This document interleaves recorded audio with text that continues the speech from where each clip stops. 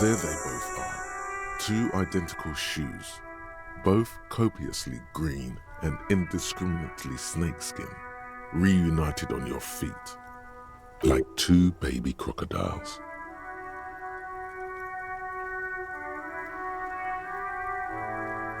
Good, they're balanced, comfy. Feels like the only good thing about you right now, truth be told.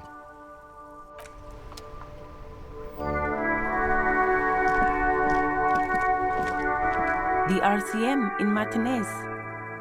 What can I help you with?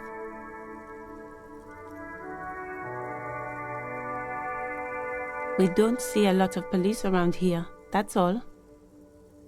Of course. What can I help you with?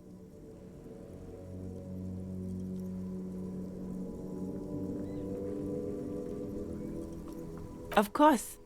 Where to? Oh, that's right there, in the yard. Even all the way over here, there's a drop of death in the spring air.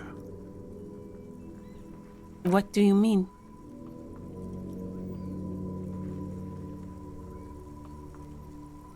Yes, sir.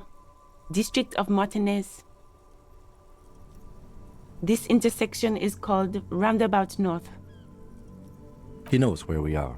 He just wants directions. There's the pier, the Cape Side apartment buildings, some more tenements. Not a lot, really. The harbor gates, some kind of commotion, I think. I don't follow the local politics. Some shops and a bridge. The canal bridge leads to the coast, but it's broken, I think. Some kind of accident, probably. Just coast. There's a little fishing village there, and a fish market, but that got closed down ages ago. It's just water. No, actually, I think they call it the Martinez Inlet. There are some islands in the bay, but they're hard to reach. It's just water. No, actually, I think they call it the Martinez Inlet. No problem. She's very well composed, back straight. Me? I am just a gardener. She hides it well, but behind the sweat and dirt there is something else in her rigid posture.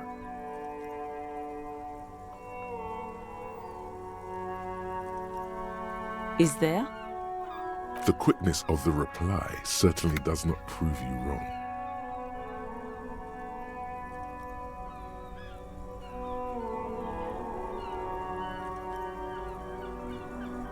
I am pleased to meet you too, officer. Excuse me? Oh, well, I didn't write it there. I'm just sitting here. I don't know anything about that either. As I said, I didn't write it. Pig is a widely used term for members of the police. It's not loving. No need to worry. We are not saying you did. Okay. Well, I didn't. Me? She hides it well, but behind the sweat and dirt there is something else in her rigid posture. I'm working. I have a greenhouse in the yard there. I've been trying to get some work done. Well, as you already know, there's a corpse there, hanging from a tree. It smells pretty bad, so I have to take breaks. Don't worry, miss. We are here to clean it up. You can get to work soon. Salts? Ammonium salts. Perhaps useful for later. Me? She hides it. Is there? The quickness of the reply. I'm working. I have a... well... Don't worry. Salts? Of course. If there's a corpse, then you're going to need those gloves for the autopsy. Sure. Keep them. I have another pair.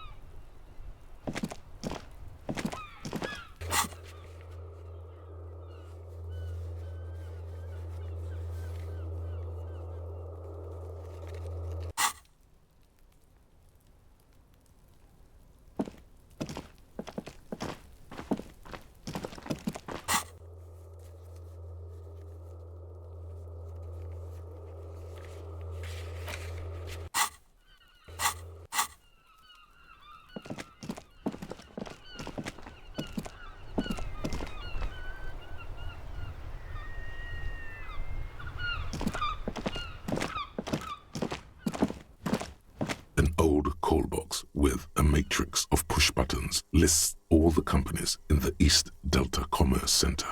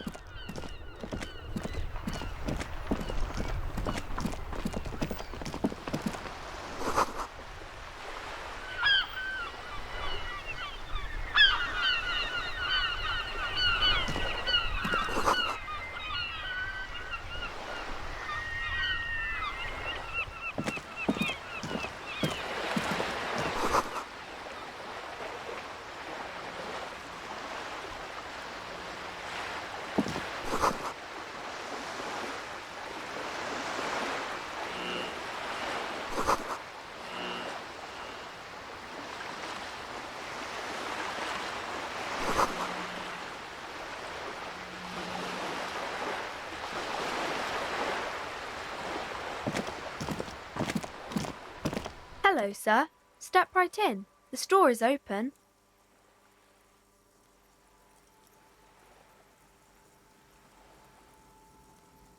Are you interested in a new and exciting book?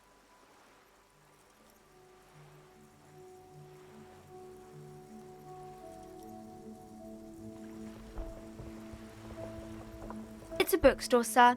We sell books, postcards, and some board games. It's called Crime, Romance, and Biographies of Famous People. Books? Postcards? Easy. Even a kid would know all of this.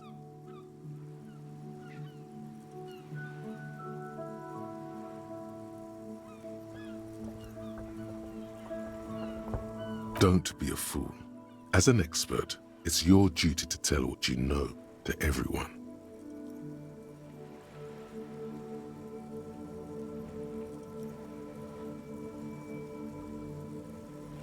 Sir, are you okay? You've been standing here silently for a while now. Okay, sir, I'll try to answer any questions you have. I hope they're about books.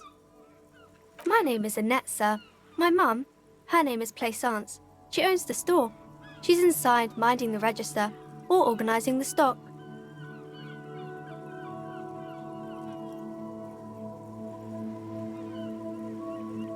Feel free to step in and browse our wares.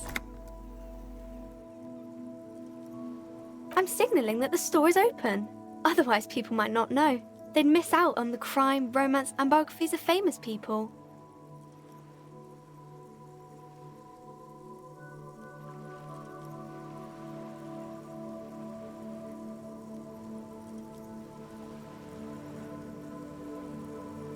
Thank you, sir. I'm happy to help Mum out with the store.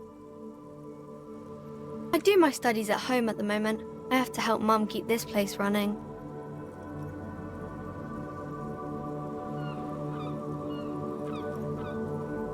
Mum says it's necessary to do both because it builds character.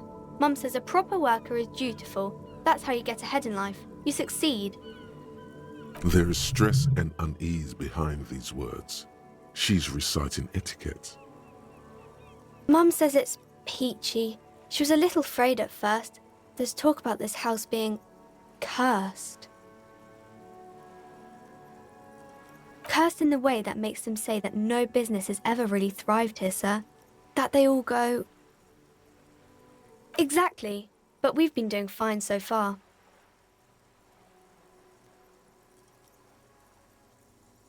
They shouldn't be, but they seem real. Anyhow, they say that these grounds are doomed for businesses.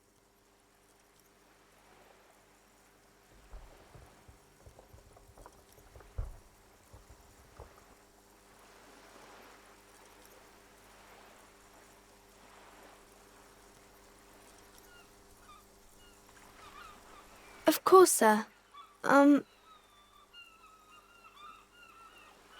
Crime fiction is about murders or burglaries or things like that, and the work of a policeman or a private detective who's trying to solve a crime and catch the criminals.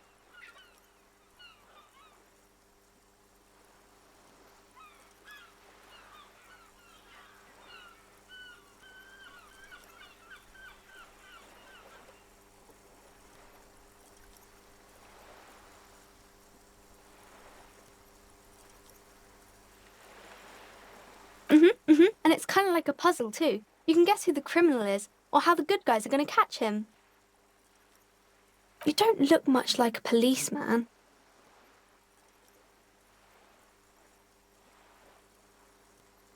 Didn't mean to offend, sir. Sorry, sir.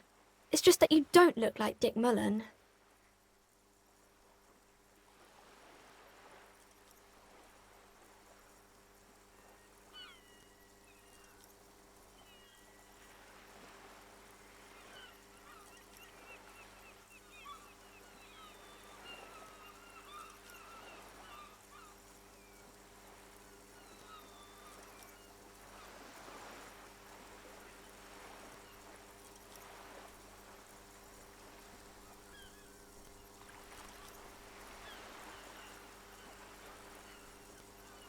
What's that mean?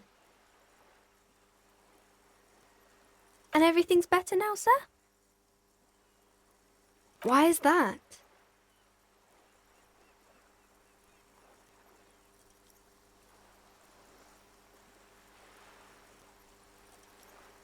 Oh, okay.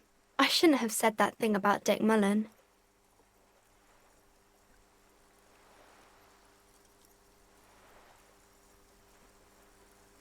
She looks at Dick Mullen, frowning. He isn't even drawn right. She examines the picture, trying to find whatever is wrong with it.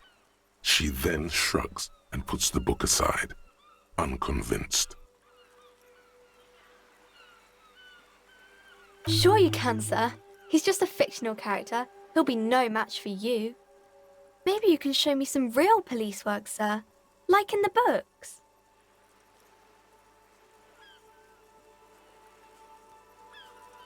It's the type of book where there's a rich lady and she has to choose between the good man and the bad man.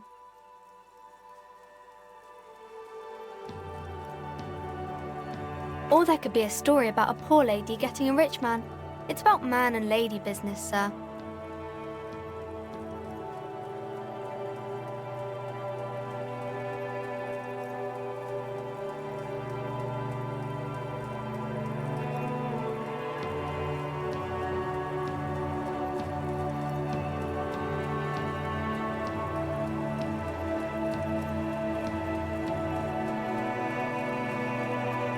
Maybe some about other books? Oh, kings and queens and generals of old, or artists and writers, or musicians, those kinds of people. There's usually something extraordinary about them. I think that's why people read them, to find the secrets of their fame. Seems like most people who read those books fail to get more famous from reading them.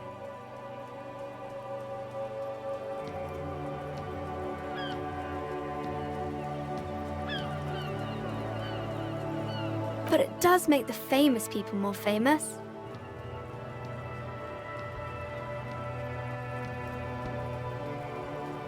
Why would they do that, sir?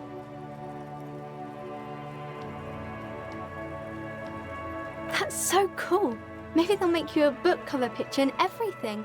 Standing over a dead body, holding a gun.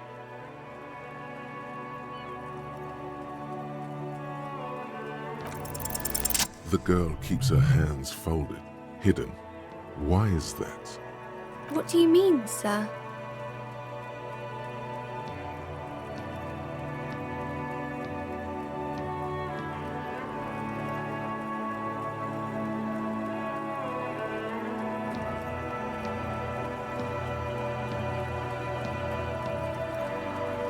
She looks around anxiously. Her hands remain folded in front of her. She doesn't want to show them. The lieutenant stands by, looking at the two of you with little interest.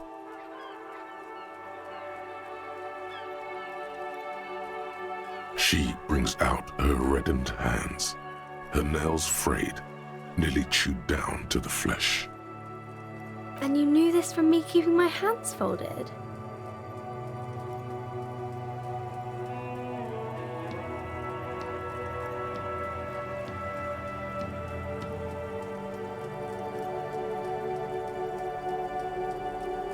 Well, that proves nothing. Anyone could do an easy deduction like that.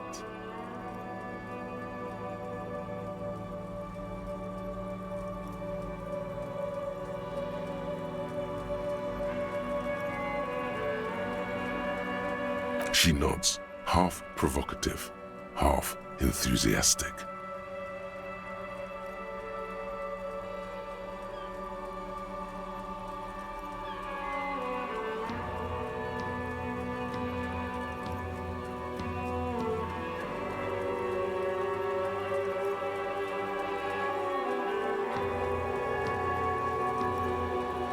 Maybe so, sir.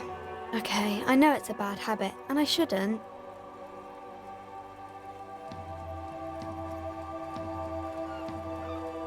It was okay, sir. There's more that can be achieved here. Ask her to do the same. You're quite sober. The lieutenant does not flinch at the comment. He does not flinch even a single bit. He is intensely not flinching. It takes effort.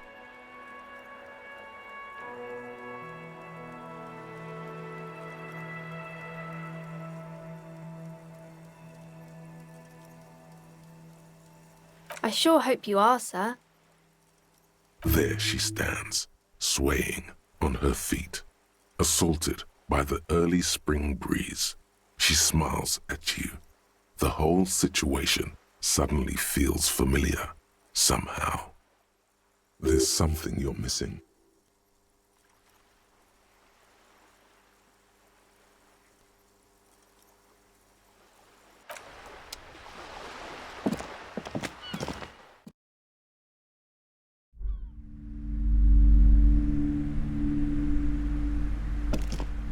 Welcome to Crime, Romance and Biographies of Famous People.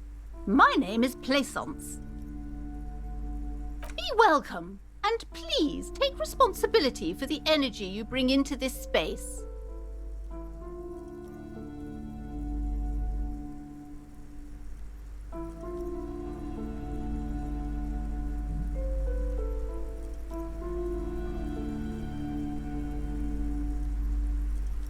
I am the proudest owner of our little shop of culture.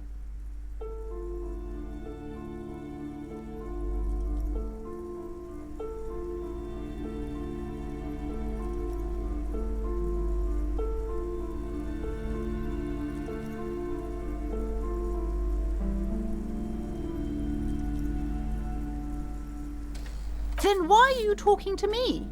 Everything is on the shelves to browse. Don't you feel compelled to buy anything? See those shelves there? Go, be drawn. Everything is on the shelves. Take a look yourself. The shelves compel you, don't they? She smiles and nods, seemingly relieved. Cursed? Who said that? Annette? I will have a word with her. This place is not cursed. It has a robustly magnetic energy. Good for commercial activity. My business is thriving, sir. What in God's name is she talking about? Annette, yes, my daughter.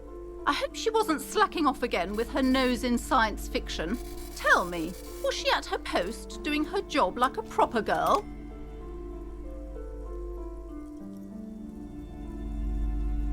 Wonderful! Did you talk to her? Great! On a scale of 1 to 10, how compelled were you to buy books after talking with her?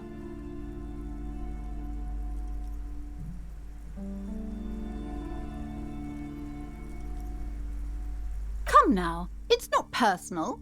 It's about proper sales practices and market research. I expect an answer.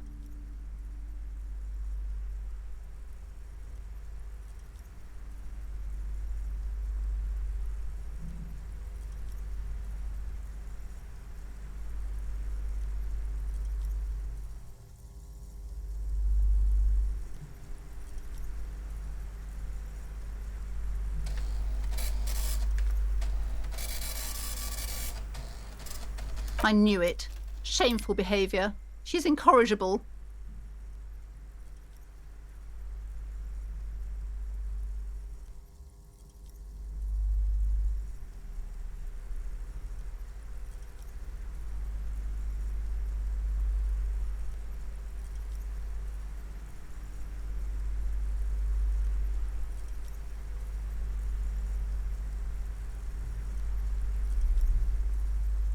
God!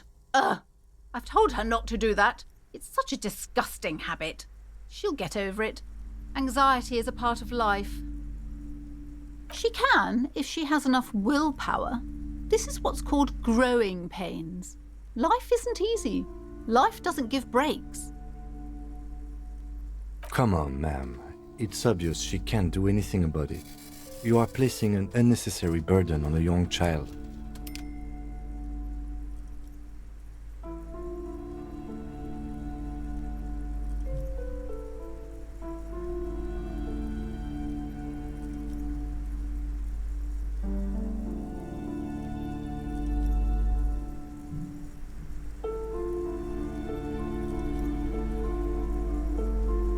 She stands stiff and severe, silently fuming.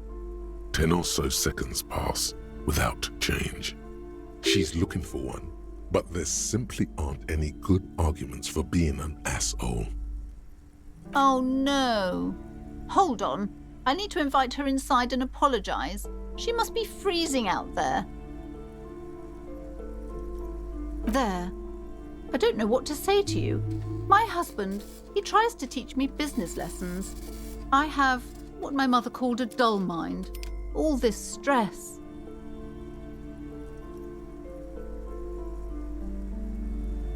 Yes, my husband is a successful entrepreneur east of the river. If only he were more involved in the business we're running up here. No matter. Soon we'll both be off for Grand Couronne.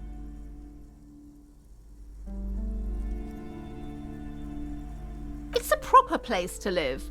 One of the most peaceful neighbourhoods east of Jamrock. You may know it for its massive housing projects. Most of the buildings are empty at the moment.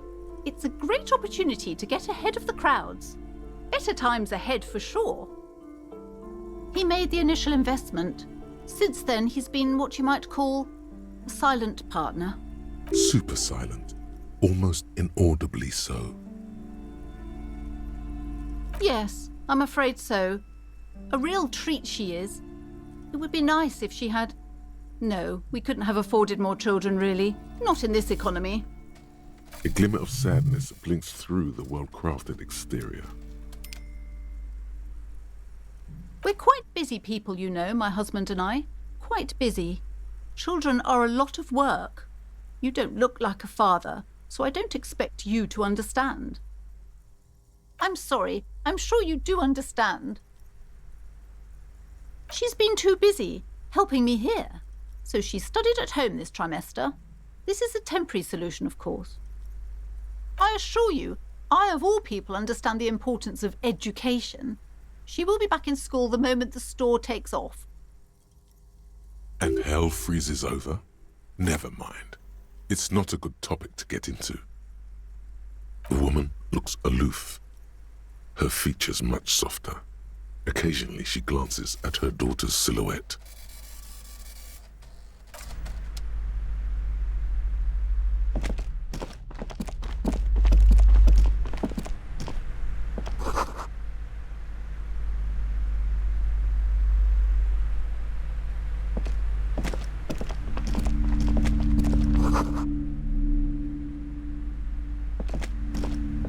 I'm sorry, sir. I can't talk right now. I'm very busy with my homework. I have so much homework now. Out of the rain and into the gutter. Math. It's really difficult. Like, really. They say you need it to get rich. Better than standing outside in the cold, I guess. Oh, I found something while you were away. I thought this would fit you. Like, thanks for helping out. Not me. The city, I mean. Like a detective does.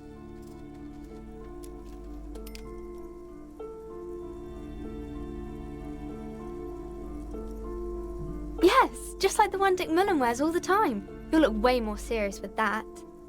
Right, I have to get back to my homework now, before Mum notices. Man, this is hard.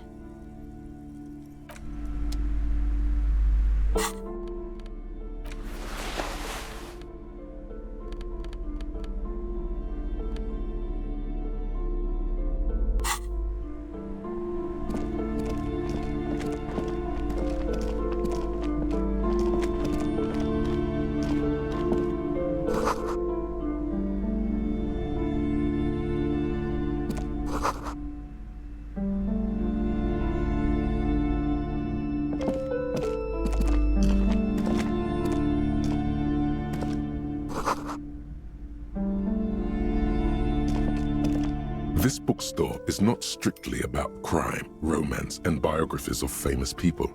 There's also a wide range of paranatural literature.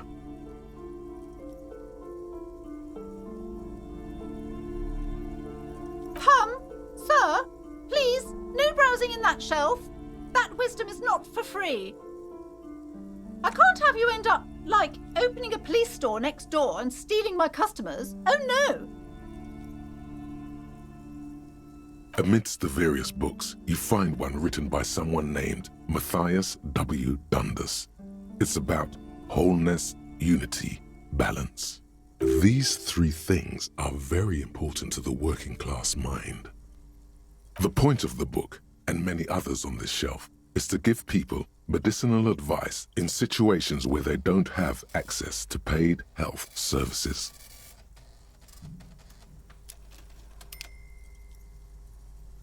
It serves platitudes while also telling everyone that traditional medicine, the kind people don't have access to and which costs more than this book, is garbage and would only give you cancer anyway, without even curing your cold or anything. Wholeness, unity, balance, on the other hand, can basically take care of anything. Though it is important to note, when it's up to your mind to heal yourself, then it's because of your mind that you're ill in the first place. The book features chapters on topics such as how to find magnesium. It even lists plants you can harvest magnesium from. How to continue drinking if you're an alcoholic who has destroyed his liver. And there's even a chapter on the ancient Seraïs tradition of using duck gallbladder, preservatives, to treat and prevent sexually transmitted diseases. Pre- and post-factum apply. Nothing worth buying.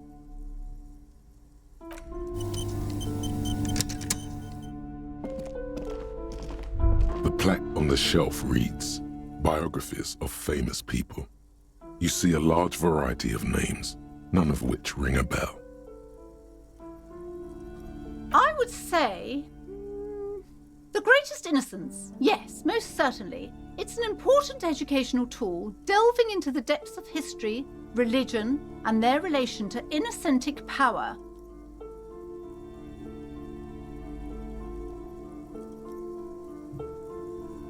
A very influential historical figure, but surely I don't have to tell you that.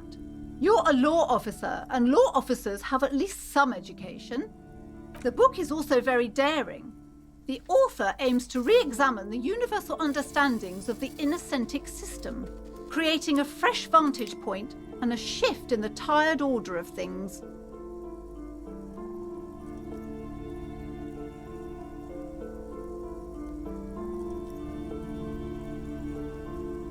Certainly, it's prudent for a person to have at least an elementary understanding of history and society. Imagine the chaos we'd be in otherwise. You feel like you should get this one. Definitely. It's important somehow. There's something personal inside. Browsing through all the books with all their names makes your head spin. None of these seem important or relevant. It's all just vapid egoism. Suddenly, a particularly odd title catches your eye. It reads, High Speed Love, the tragic true love story of Jacob Irv and Alfie Delatraz, by one Cecilia Averbrook. High Speed Love chronicles the romance between two of the finest tip-top tourney racers in history. One of them is the madcap driver, Jacob Irv. His blonde mane graces the cover. Next to Irv's life story, you see a slim biography of an Occidental rock star called the Anti-Star. He's famous for shooting morphine into one of his eyeballs and cocaine into the other. Next to that, Revacholian radio personality Guillaume Bevy stands in front of a rundown drug den. He's a permanent fixture on Channel 8, reporting on real-life crime and ruining cops' days. I really must insist you buy one of the books. Reading them is not for free. Do still browse, though, but not too long. I'm sorry, I did not mean to rush you. You are browsing. Go ahead. Take your time. Time is commerce.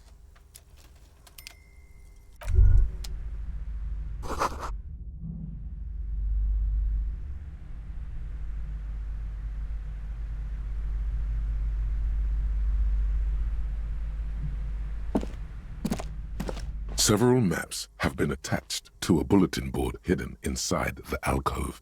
They're held up by small pins. The board has come loose from one corner.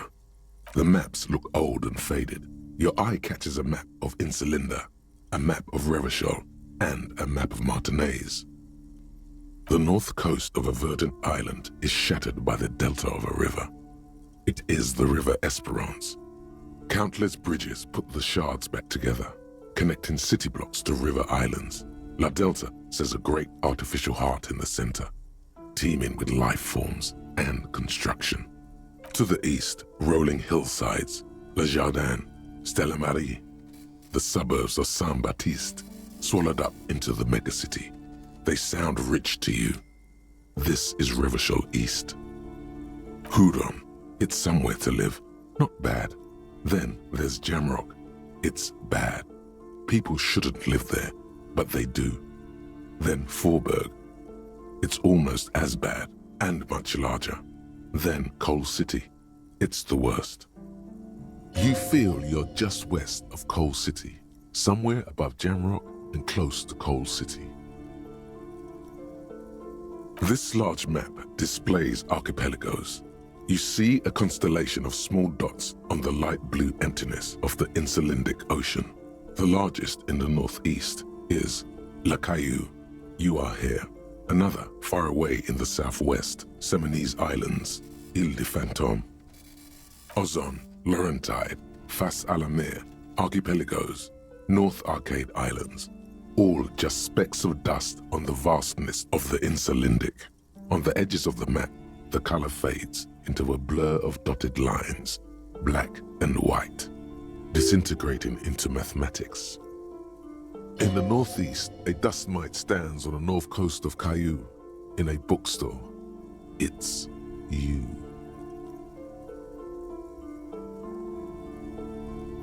You can, on Caillou, Revachol, a single black star, on Ozon, Fondelier, and Vilmandoux, on archipelagos, Croyan-Moran, Villiers, on Seminine, Olduvai, and on Laurentide, Deora of the Seven Seas. 850 million people live on these little dots, an oceanic world of culture and commerce torn apart by history. The ocean breaks apart into a tangle of cosines and azimuths, all pointing into pale nothingness. Windy is the north azimuth.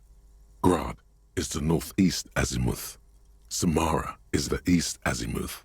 Seol is the west azimuth. Isolas, they're called.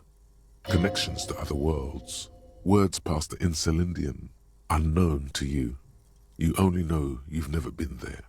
You have little idea what they are. Distant stars, gods, but looking at them makes you feel almost non-existent. Whatever they are, the Isolas are immeasurably large compared to you, and very, very far away. Perhaps they are gods, gods of distance and outer dust. It's not really a map, it's a tourist thing. A picture postcard with buildings on it, drawn from an isometric perspective. A date in the upper right corner says 48. Still, it's detailed. Could be pretty useful for scouting ahead. You see the jagged boxes of an industrial harbor, even the whirling in rags there. I'm sorry, officer. The map of Martinez is the only one available. The other two are not for sale anymore. And besides, you could scarcely afford them. They're quite valuable, though they might not look it. The map of Martinez is 90 cents, though.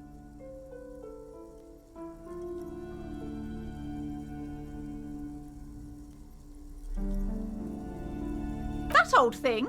It's an out-of-date map of a tourist location that never was nor came to be. From when some design studio people tried to spruce the place up 4 or 5 years ago. They also renovated the horse statue, set up those coin-operated viewers, and designed the new street lamps. The place does not look like a successful tourist trap, does it? They didn't get that far, for some reason. A shame the project never got going. Would be nice if someone fixed Martinez up. All these ruins are bad for business.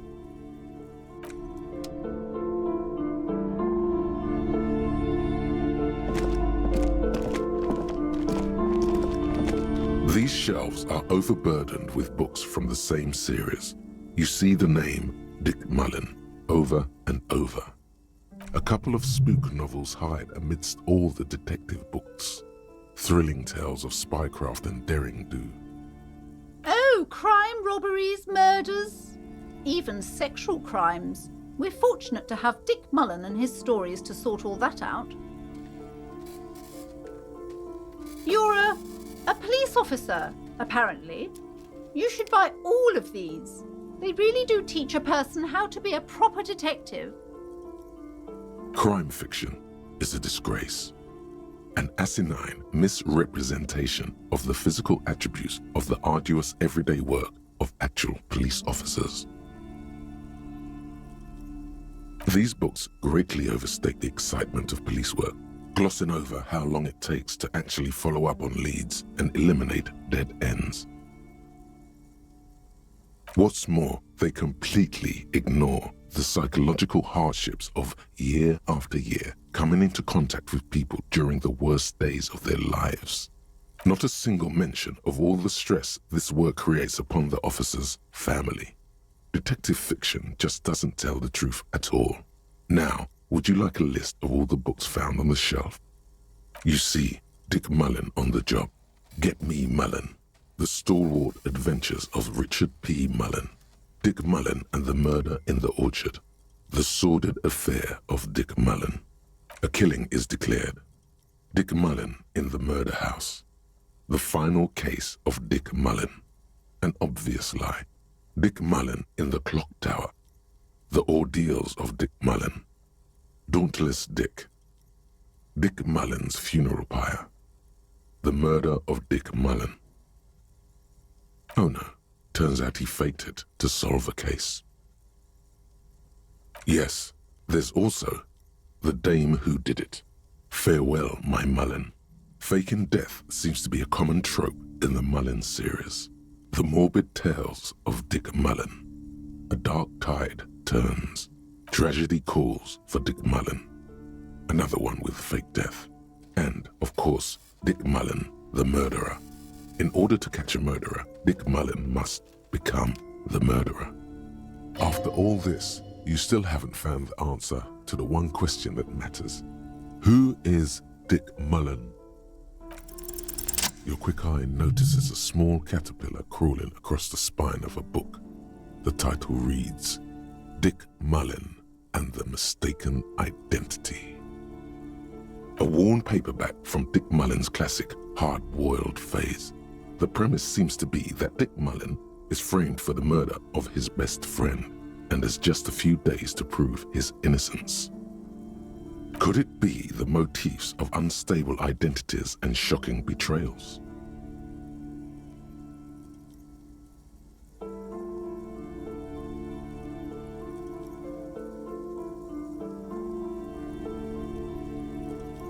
Perhaps you're drawn to the dark and noirish atmosphere. Is it because the smoking dame in the slinky red dress on the cover is giving you a hard-on? Yes, it is.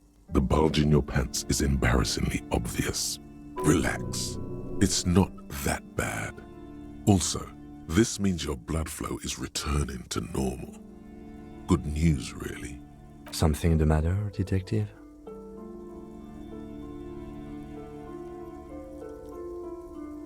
The lieutenant narrows his eyes and contemplates the book for a moment. I would certainly say she fits the description, providing that's your type.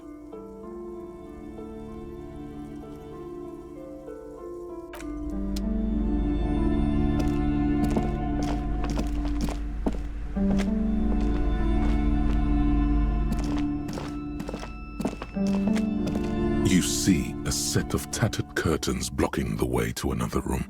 A strange cage-like trinket dangles from the curtains. Excuse me, officer. The back room is strictly for employees only.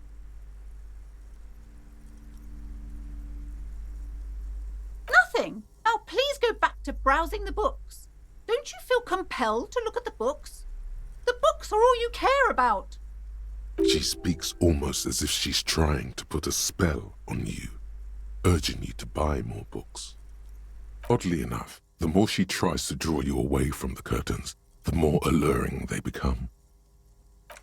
You see some kind of charm, an irregular polyhedron assembled from bones, sticks, and straw. Inside, a disturbing fish head with empty eye sockets stares at you. This is a traditional Seminese ward, meant to provide protection against ill luck, bad dreams, curses, and other supernatural scourges. Inhabitants of Île de Fantôme, the Seminine Islands down south. Aside from poking at it suspiciously, there is nothing else to do with the fishhead charm at this time.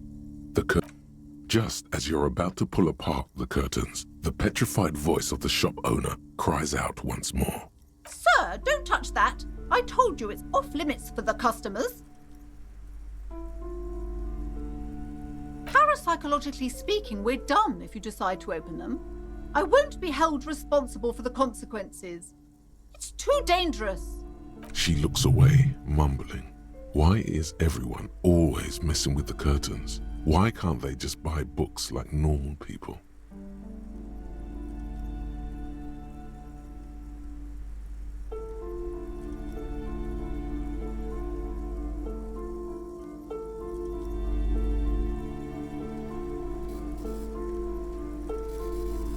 No, it's just a storeroom for the employees, I told you. Now please step away from the curtains. Why? It's not like anyone was killed there. I'm sorry, I don't mean to be so impolite. Just please don't go there. I can't allow that. You'll only make things worse and unleash the powers.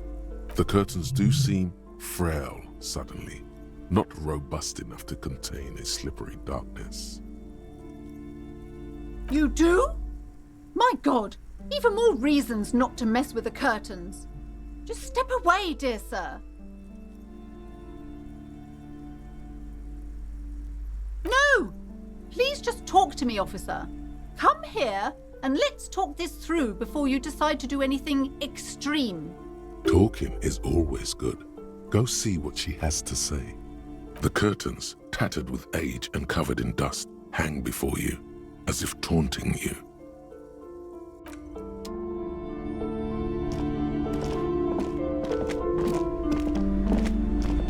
Hello again, esteemed officer, and welcome to Crime, Romance, and Biographies of Famous People. I already told you, it's just a storage room for employees. I don't understand why it's so important to you. Just let it go, officer. Go buy some goddamn books. You're supposed to be drawn to the books. She recites it like it's a poem, or like she's playing a role she's grown tired of. She's so tense, it's a miracle she hasn't snapped in half yet.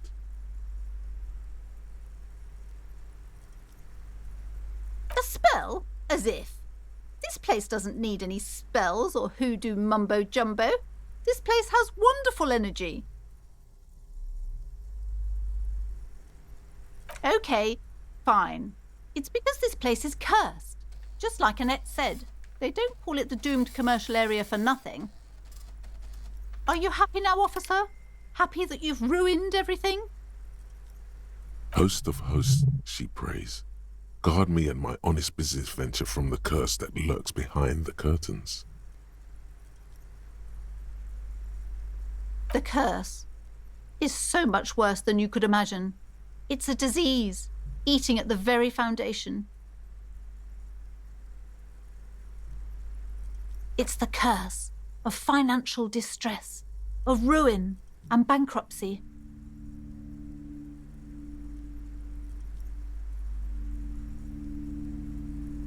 It's not just that, officer.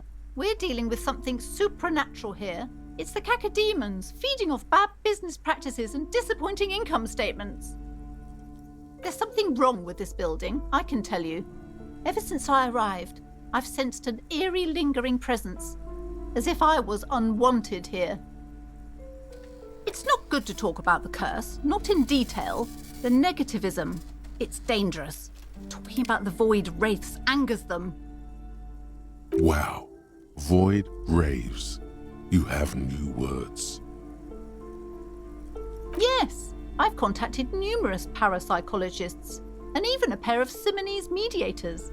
They provided me with the wards. The wards help to keep the doom at bay and protect us against the darkness that lies further in the building, even though now I fear it's not enough. Oh, this! No, it's a special Himian amulet, blessed by desert pygmy shamans, with a spell of compulsion. It's to compel people to buy books. There are numerous spells cast throughout the store. I had the books anointed with a different inducement spell, for example. It's guaranteed to boost sales 15%. Desert pygmy shamans. That sounds like a rather questionable way to describe a group of people.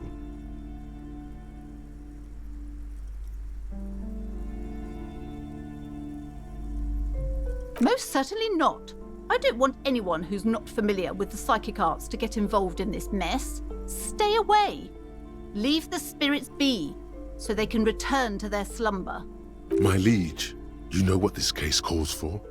A para-detective.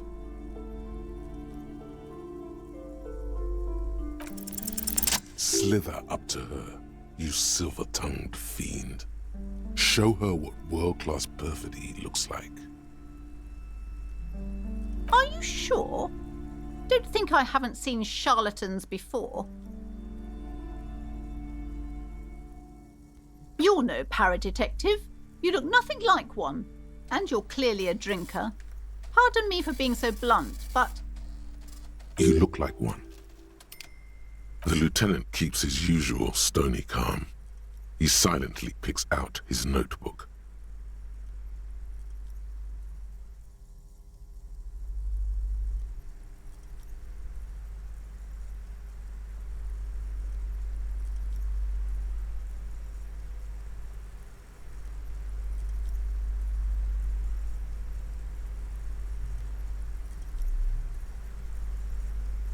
How do you know all this? Here we go.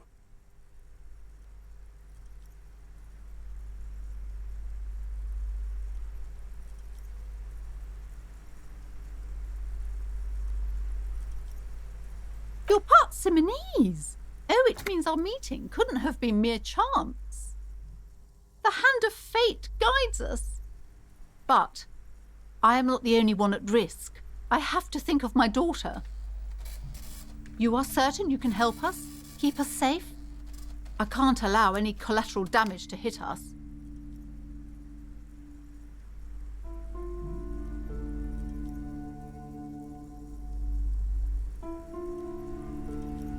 If you promise, good officer, then you might be our last hope.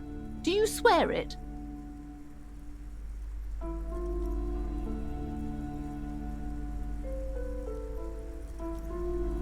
Thank you, sir. There's one more thing I haven't told you about yet. The entity. Do not act surprised. You know of these things, sire.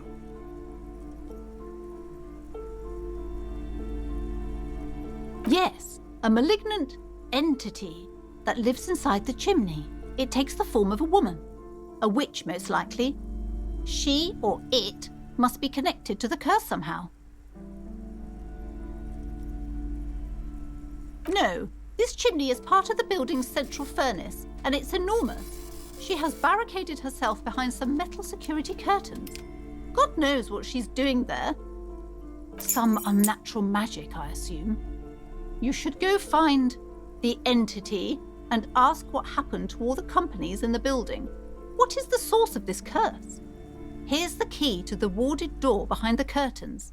Take it. Oh, and please do return to me after you've looked round. I'm quite anxious to know what she has to say about the curse. What you discover in there. What you discover? Probably just some office space. Don't be scared.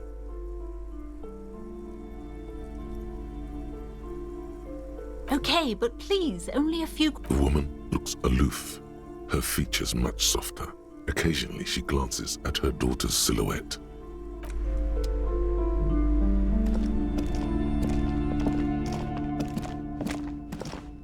see a set of tattered curtains blocking the way to another room.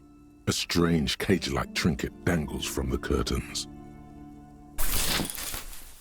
You see a dimly lit room full of dusty furniture and trash. A doorway stands in the back, covered in dozens of scary little Seminese wards, your shadow looming over it like an omen. Oh!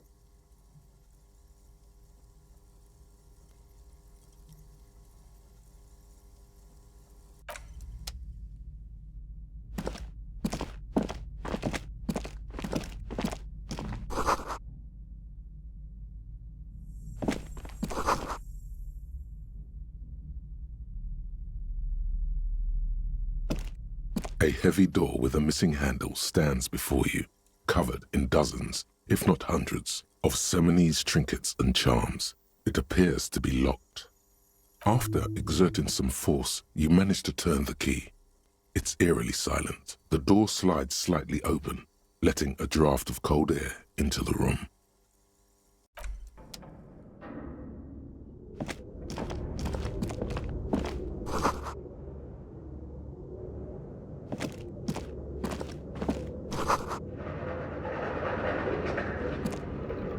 What is this place?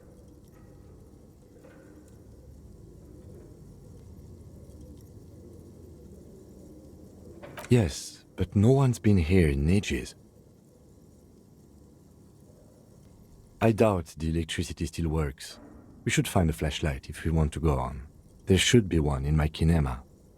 Some specks of dust shimmer in a faint beam of daylight falling from the window. Other than that, the room is dark. An eerie feeling rises in your chest.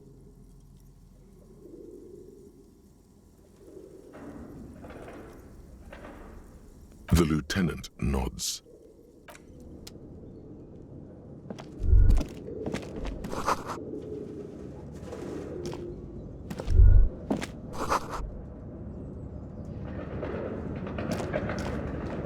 A barbell lies on the floor.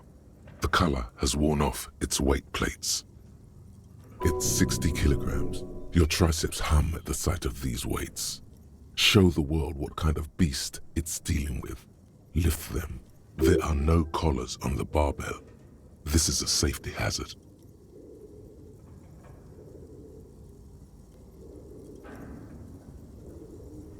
You're right. The weight may fall off.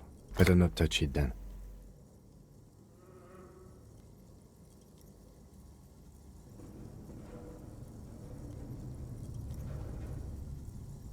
It would be a violation of EPIS safety regulations if the gym was still operating, but it isn't. No one's supposed to come here anymore.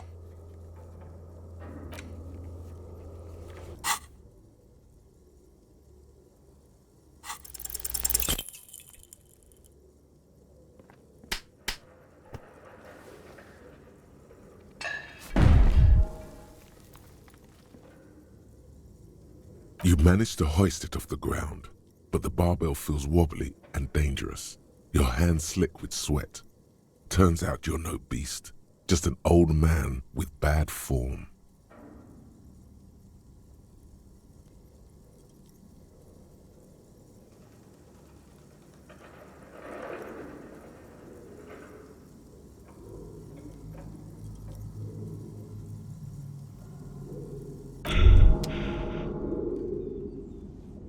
Despair creeps into you, getting fat on your weakness. Whatever noble intentions you once had as a police officer, it's eaten them all up now. You're still coming up with sentences. That's a step up from total annihilation, right?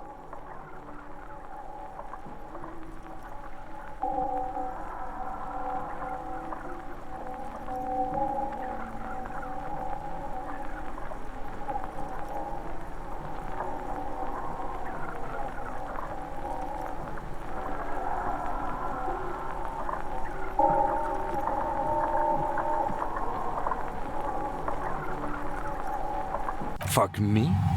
Please leave the rage you have for after we finish the investigation. Nothing you can say would make you feel any better now. Cop gives up the detective genre for social realism. Another police officer resigned from the RCM following a nervous breakdown. He now lives under a bridge, drinking and occasionally throwing excrement at passers-by, shouting, "I never loved that woman." When asked to comment, former colleagues objected to the theory that his psychological disintegration was precipitated by his wife leaving him. "It's because the Furrows lost that match," said Captain Ptolemy Price, once the man's superior officer. "It's because he couldn't get a big gun from acquisitions, and anyway, police work really burns you out after a while," Satellite Officer Jean-Vic Mayer, the deranged former cop's partner, commented. Sergeant Mac Torson, another former colleague, did not propose any theories, merely saying, "Whatever happened to him wasn't about birds. He got fucked, that's all."